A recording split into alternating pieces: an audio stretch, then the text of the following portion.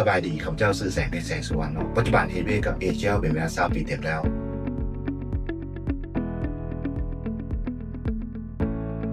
เป็นบอนเฮดเวย์ที่มีความมั่นคง มีระบบการจัดการสวัสดิการที่ดีแก่พนักงาน และรวมไปถึงครอบครัวด้วยเนาะเป็นสิ่งที่สำคัญสำหรับพนักงานมีความภูมิใจที่จะปักหลักเฮดเวย์นี้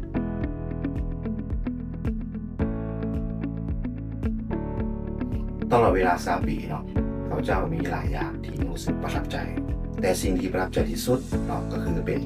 ส่วนหนึ่งในการสร้างผลิตภัณฑ์ประกันชีวิตสะสมถึงเนาะออกสู่สังคมลาวเนาะเป็นทางการเป็นบริษัทแห่งบิดเนาะในสป.ลาวที่มีผลิตภัณฑ์ตัวนี้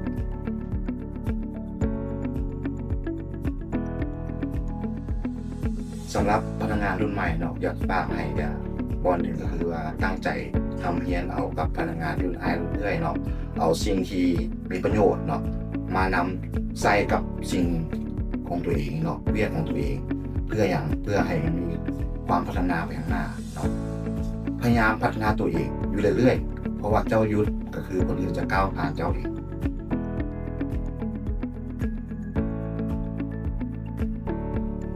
ตามที่เจอเนาะก็คือมีความดีใจเนาะเนื่องจากว่าเราเปลี่ยนสถานภาพจากนักศึกษา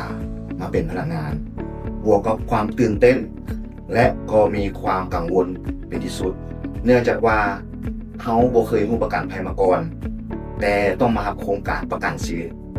ซึ่งเป็นความท้าทายที่ใหญ่หลวงแต่ว่าสุดท้ายก็สามารถดำเนินการสำเร็จตามความคาดหวังของบริษัทใด